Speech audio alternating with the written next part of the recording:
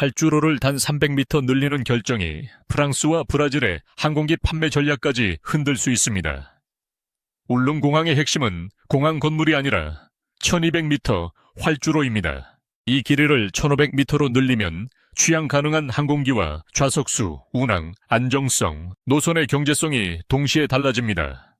반대로 현재 계획을 유지하면 개항 시점을 지킬 수 있지만 울릉공항은 오랫동안 제한된 기종과 제한된 운항 조건에 묶일 가능성이 있습니다. 결국 300m는 단순한 콘크리트가 아니라 한국 도서 항공시장의 주도권을 결정하는 거리입니다. 한국공항공사가 공개한 사업 개요에 따르면 울릉공항의 활주로는 길이 1200m, 폭 36m로 계획됐습니다. 착륙대 길이는 1320m이며 여객터미널 면적은 약 3450제곱미터입니다. 계류장에는 여객기 6대가 자력으로 이동할 수 있도록 설계됐고 경항공기 4대와 헬기 2대를 위한 공간도 포함됐습니다. 정부가 제시한 목표는 2028년 상반기 개항입니다. 공항이 열리면 수도권에서 울릉도까지 이동하는 시간이 현재 약 7시간에서 약 1시간대로 줄어들 수 있습니다. 울릉군은 연간 약 40만 명 수준인 관광객이 장기적으로 100만 명까지 늘어날 가능성을 기대하고 있습니다. 하지만 진짜 논쟁은 공항이 완성되느냐가 아닙니다. 어떤 항공기가 어느 정도의 승객과 연료를 싣고 얼마나 안정적으로 반복 운항할 수 있느냐입니다. 1200m 활주로에 가장 현실적인 후보로 거론되는 기종은 ATR-7-2600입니다. 이 항공기는 프랑스 에어버스와 이탈리아 레오나르도가 참여한 합작회사 ATR이 생산합니다. 일반적인 좌석수는 약 68석에서 78석이며 최대 이륙 중량은 약 23톤입니다. 엔진은 프레샌드 휘트니 계열 터보프롭 엔진 2기를 사용하고 엔진 한 기당 최대 출력은 약 2750마력입니다. ATR 저지 공개한 자료에서 화물형인 ATR-7-2600F는 최대 이륙 중량과 표준 조건을 기준으로 약 1315m의 이륙거리가 제시됩니다. 반면 실제 여객 운항에서는 노선 거리와 연료 승객수 기온 바람에 따라 중량을 조절할 수 있습니다. 국내 운항을 준비하는 서메어 측은 유럽항공안전청이 승인한 다중 최대 이륙 중량 방식을 적용하면 이륙거리 약 1031m, 착륙거리 약 660m 수준으로 1200m 활주로 운항이 가능하다고 주장합니다. 일본 요론공항도 길이 1200m 활주로에서 ATR-7-2600을 정기 운항하고 있습니다. 2017년부터 도입된 이 기종은 섬 지역 단거리 노선에서 실제 운항 경험을 축적했습니다. 그러나 가능하다는 말과 항상 여유 있게 운항할 수 있다는 말은 다릅니다.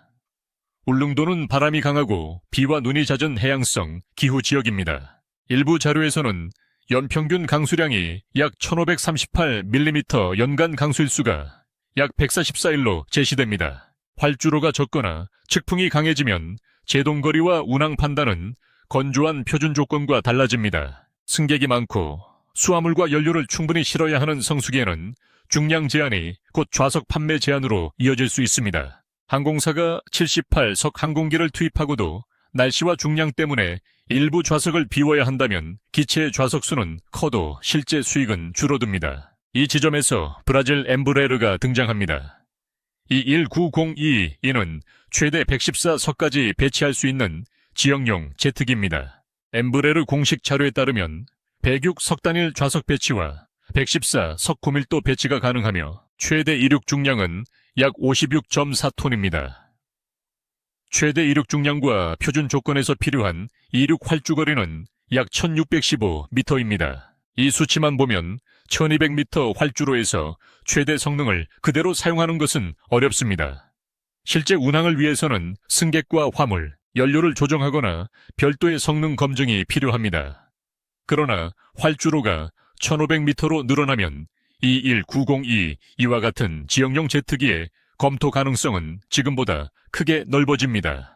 따라서 프랑스와 이탈리아가 참여한 ATR은 짧은 활주로라는 조건이 유지될수록 유리합니다. 반대로 브라질 엠브레르는 활주로가 길어지고 좌석 수요가 커질수록 새로운 기회를 얻습니다. 울릉공항의 300m 논쟁은 특정 공항 하나의 문제가 아니라 터보프롭과 지역용 제트기 사이의 시장 경쟁입니다. 어느 기종이 울릉도에서 안정성과 경제성을 입증하느냐에 따라 흑산도와 백령도 같은 후속 도서공항, 그리고 동북아의 짧은 지역, 노선에서도 강력한 참고 사례가 만들어질 수 있습니다. 1500m 연장을 요구하는 측이 강조하는 이유도 여기에 있습니다.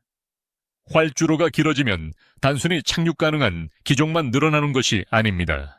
같은 항공기라도 더 많은 연료와 수화물 승객을 싣고 운항할 여지가 커집니다. 결항과 중량 제한의 위험을 낮출 수 있고 항공사가 성수기 수요에 대응하기도 쉬워집니다. 약 50석급 항공기만 운항하는 시장과 70석에서 100석급 항공기까지 경쟁하는 시장은 운임과 공급 좌석, 관광객 처리 능력에서 완전히 다른 구조를 가집니다.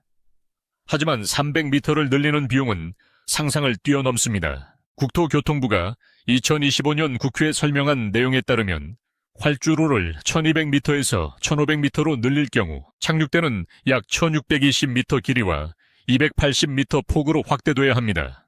현재 사업비 약 8297억 원은 1조 7천억 원 이상으로 증가할 수 있고 공사기간도 최소 3년 이상 늘어날 수 있다는 분석이 제시됐습니다. 단순 계산으로도 추가 비용이 8천억 원을 넘을 가능성이 있다는 뜻입니다. 문제는 울릉공항이 평지 위에 건설되는 공항이 아니라는 점입니다. 가두봉의 토석을 절취해 바다를 메우고 대형 케이슨을 설치해 활주로 기반을 만드는 초대형 해상공사입니다. 기존 계획은 최대 수심 약 31m 구간을 전제로 진행됐지만 연장 구간은 수심이 60m에서 70m에 이를 수 있다는 설명이 나왔습니다. 이미 설치된 케이슨 30함을 철거하거나 재배치해야 할 가능성도 제기됐습니다.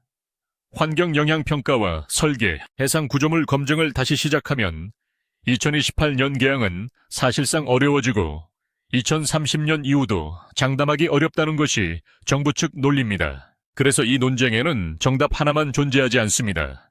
1200m를 유지하면 개항을 앞당기고 예산 폭증을 막을 수 있습니다. AT, R7, E600처럼 짧은 활주로, 운항 경험이 있는 기종을 중심으로 노선을 구성할 수도 있습니다.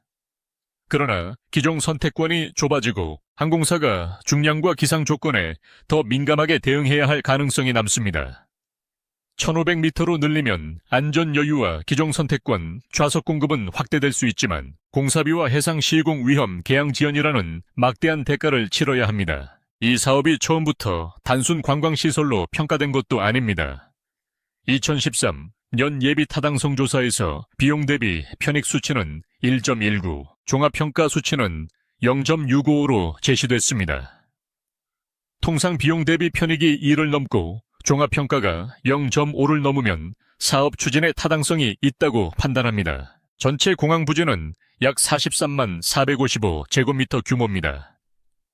즉 울릉공항은 적은 주민 수만 보고 계산한 지방공항이 아니라 관광과 주민 이동, 응급수송 지역 경제를 하나의 체계로 묶은 국가교통사업입니다.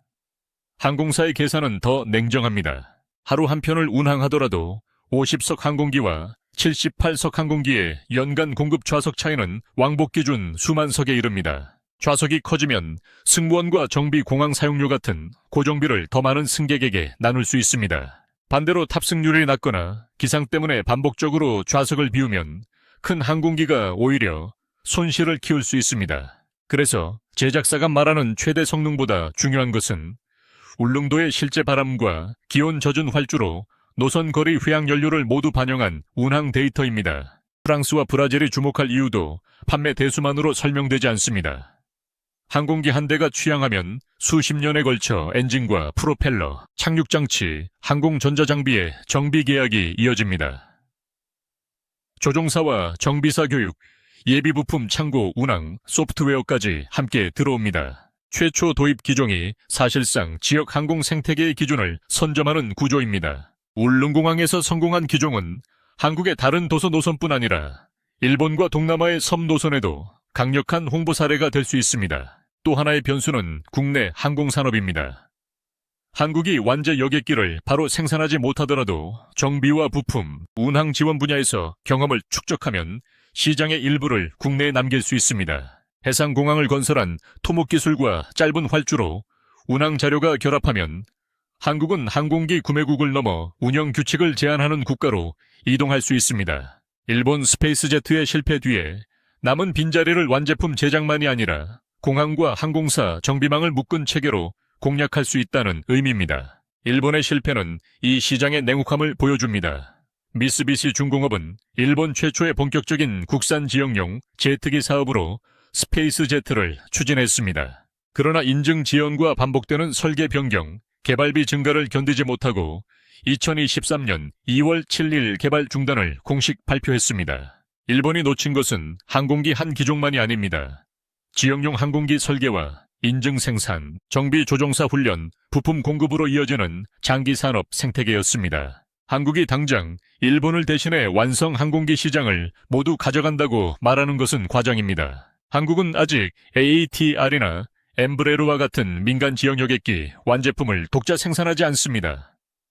그러나 공항 운영과 해상공항 건설, 정비사업 조종사 훈련, 노선 데이터 도서지역 항공 서비스에서는 새로운 표준을 만들 기회가 있습니다. 울릉공항에서 어떤 기종이 어떤 조건으로 성공하는지에 대한 데이터는 이후 수십 년 동안 항공사와 제작사의 판매 전략에 영향을 줄 수 있습니다. 울릉공항이 전쟁급 전략으로 불리는 이유도 단순한 군사기지이기 때문이 아닙니다. 현재 공개된 계획은 민간 소형 공항입니다. 하지만 섬의 생명선은 평시와 위기 상황을 가리지 않습니다.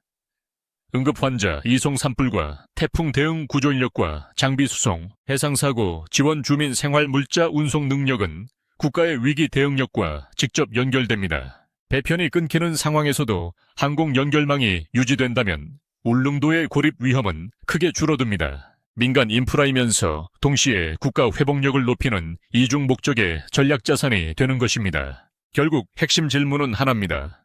2028년 개항을 우선해 1200m 활주로를 완성할 것인가? 아니면 막대한 추가 비용과 지연을 감수하고 1500m 시대를 준비할 것인가? 1200m는 ATR 중심의 현실적인 출발점입니다. 1500m는 더 많은 기종과 좌석, 더 넓은 시장을 여는 확장안입니다. 어느 쪽을 선택하든 한국은 단순히 섬에 공항 하나를 만드는 것이 아닙니다. 짧은 활주로에서 어떤 항공기가 살아남고 어떤 제작사가 동북아 도서 항공시장을 장악하는지